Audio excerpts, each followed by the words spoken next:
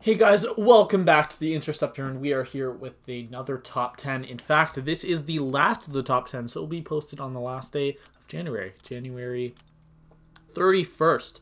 So let's just get right into it. I don't need to really introduce it. If you guys have already watched the other 5 classes that have been posted so far, then this is going to be pretty much the same thing. Like I said in all those videos, this is not going to be a biased opinion.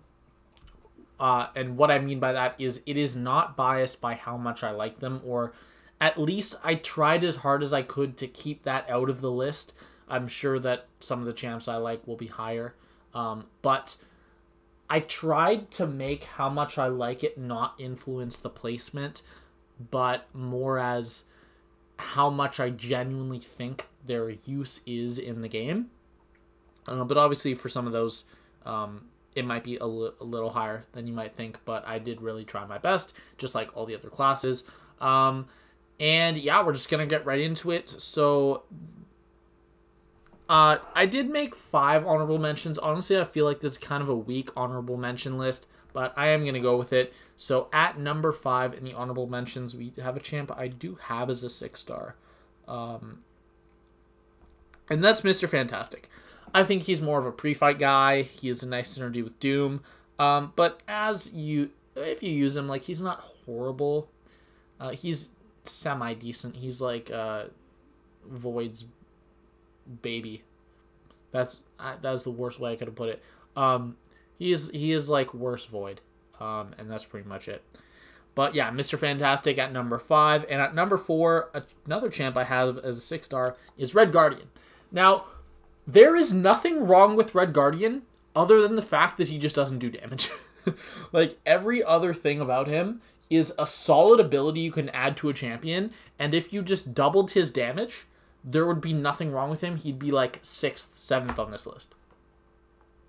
That's pretty much it. Yeah, he just doesn't do enough damage. And that's it. That's all I have to say about him.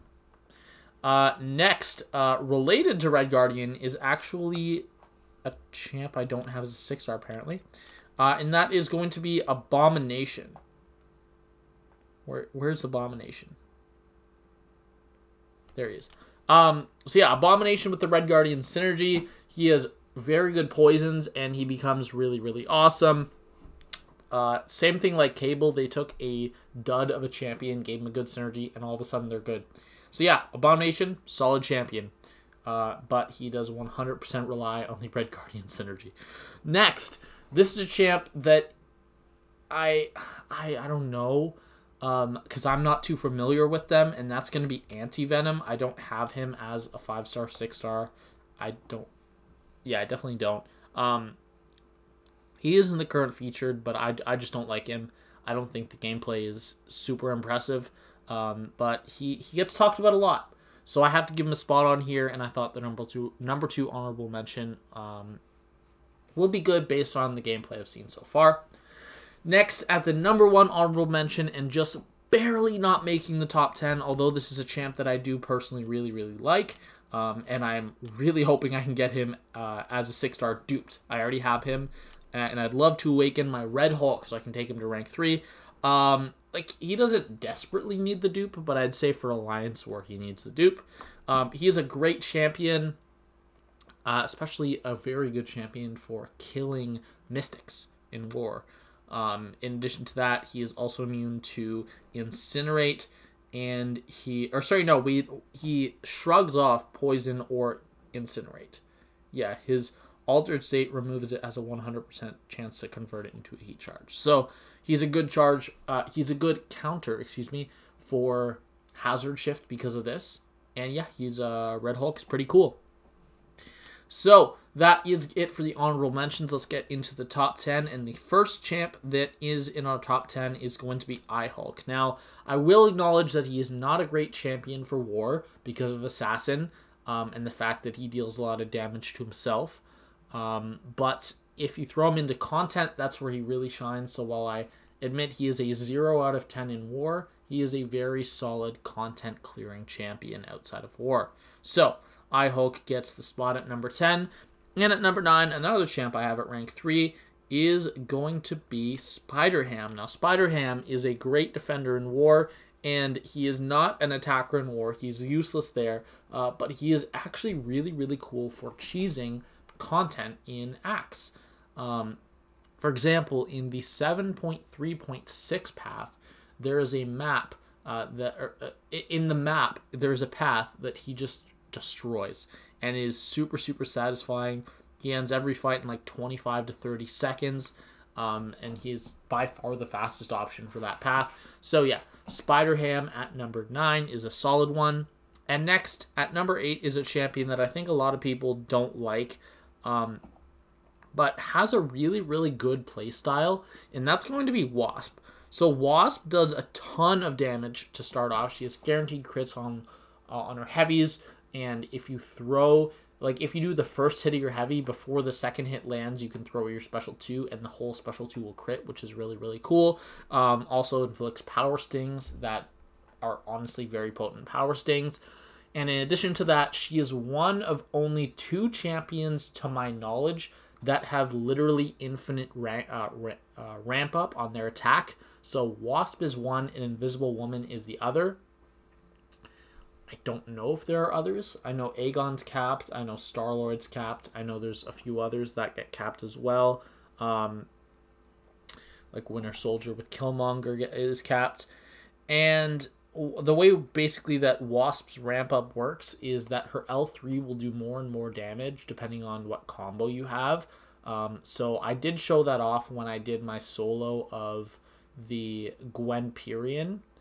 And I think that fight took like, was it like 32 minutes or something like that? It was a long time, and it was like 1,300 and something hits. But Wasp did solo that fight, which was really, really cool. And yeah, Wasp is awesome as a synergy to Ghost, and she can really hold her own. Now, she doesn't really shine in Alliance War because of her very small health pool, but she is very useful in Labyrinth. I've used her before and soloed multiple fights with her because her guaranteed crits and her ability to just keep the opponent in the corner with all the heavies is really, really useful. And yeah, she's an awesome champion. So at number 7, another champ I don't have as a 6-star, but I believe I have as a 5-star. Yes, I do. And that is Mr. Negative. Now, Mr. Negative is super cool. He is immune to Nullify, Stagger, and Fate Seal, which are honestly really useful immunities, which makes him a good option for Buffet, makes him a good option for Power Snack, and honestly, he kind of just is pretty good. So you land your parries, and honestly, I don't know how he works. I just know that you build up either light or dark charges, one of the two, and then you throw your L3 in your opponent, or your L2 in your opponent degens, I think. Yeah, the third hit inflicts a degeneration. The final hit consumes all remaining dark energy. Okay, so you get as many dark energy as you can, you throw your L2 in the opponent degens to death. So yeah, Mr. Negative at number 7. And the 5 and 6 was tough because one of them is clearly doing less damage but has more utility, and the other just deals damage and doesn't have any utility. But I decided to put Thing at number 6 and the other champion above. So Thing is a champ that doesn't do a ton of damage, but just his protection, which completely cheeses path 2 of Alliance War in Section 1, unless you decide to let the opponent disorient you. Sweeta. sorry. And yeah, he just cheeses those 3 fights. He's immune to Nullify, he's immune to Bleed, he's immune to Shock, he's immune to Armor Break, which are all honestly really useful immunities. And I do like that he's getting his resurgence in Alliance War, and he's one of the best options, again, because he's immune to Nullify, just like Mr. Negative, for Power Snack and Buffet. So he's a very good option there. I see people use him in War all the time. In addition to that, because he is immune to Shock and Bleed, he actually is a great option for enemies on Path 9, Section 2 in War as well. We had one of our guys last War, when my BG had a donut. He took both of the fights, which were Mephisto, and I'm blanking on the second champion. But yeah, very good champion. Underrated, honestly. Now let's get into number 5, the champion that I was kind of debating who I should put ahead, and I ended up putting them ahead, and that's Immortal Abomination. Now, when he gets up his poisons and when he gets up his acid burns, he can melt opponents. He does so much damage. Honestly, using him is super satisfying.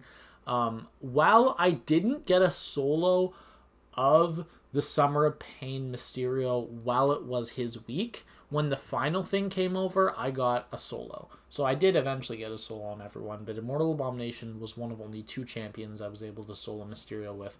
I also got a solo with Apocalypse. But yeah, Immortal Abomination, super cool, and he deserves that spot number 5. In fact, the most memorable thing with Immortal Abomination was when we faced 4 Loki in Alliance War when I was in D69, and Taters used his Immortal Abomination to solo our Doom boss, and I thought that was like the first memory I have of Immortal Abomination. So yeah, there we go.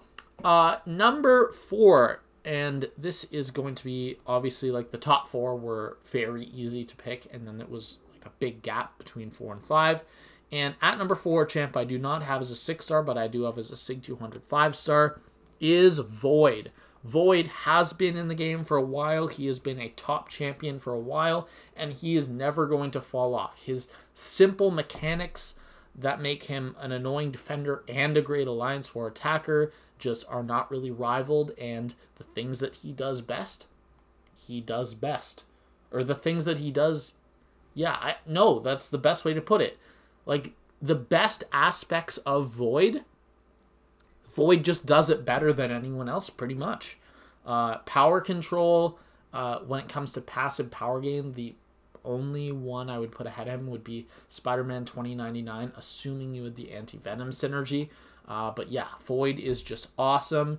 Also, when you have that Fear of the Void up, you gain a massive attack increase that is equal to more than your attack rating, so you more than double it. And if you are aggressive, you can consistently have 2 for part of the time and then 1 for all the time. And yeah, Void's just really awesome. He also has a massive health pool, which is very useful for attacking. And I did say he is a nuisance on defense. So yeah, there's that. Number 3, Spidey 2099, one of the more recent champions, and I really, really like him. I pulled him as a 6-star. I took him straight to rank 3. I did get to use him a few times in the off-season, but I have not gotten to use him in the season so far. Hope I do sometime, though. He doesn't need his SIG ability, but it does help for sure. His unique, well, not unique, actually. There's a few champions that do this now. He cannot gain any buff, and whenever he would, he pauses his personal debuffs on the defender, which is extremely useful. Obviously, that means that he can take nodes like Buffet and Power Snack, and he can Dex like normal because he activates Dex and no buff appears, which is pretty much the best of everything. The only downside to this is that it is physically impossible to take any buffed up fight with him, no matter what. No matter Odin pre-fights, nothing. It doesn't matter. You just can't do it. Which is the same case with Red Guardian, actually. But yeah, your L2 just does more damage depending on how many of his unique debuffs you have on the opponent, which is really cool. And also his unique utility that he takes 75% less damage if the opponent is under the effect of True Strike or if the hit deals true damage. And that True Strike is on the boss. So he literally has 4 times the health against the boss. So if he's a decent option for the boss, he's going to be the champ in particular, he's going to destroy the boss. He is very top boss killer, and whenever we see an alliance that has more than one mystic boss, they always ban Spidey. But yeah, Spidey is really nice. He is at number 3. At number 2, don't think this is surprising to anyone, Human Torch. He is just the mystic melter. He destroys everything in his path that is mystic. Pre-fight obviously makes the Incinerates passive. so they can bypass immunes. And actually, no one in the game is immune to the Nova Flames, including Human Torch. So if you're fighting Human Torch and you use the pre-fight, you will not lose out on any of your damage. In addition, you can build up your smolders, which like right here. Wait, is that it? No, that's not it. Nova Flame. I must have missed it in his abilities. He builds up smolders, and they increase your special attack. Or no, they increase your incinerate damage, right? What do they increase? Yes, Nova Flame passives are treated as incinerate debuffs for all Human Torch's abilities, which means that it does increase your incinerate damage, which then also, because of this line, helps your Nova Flames. So yeah, really, really cool champion. Will be a top champion for a long time, and currently Human Torch is one of the 2 most common bans. Ghost Torch, always banned, every single war I've seen.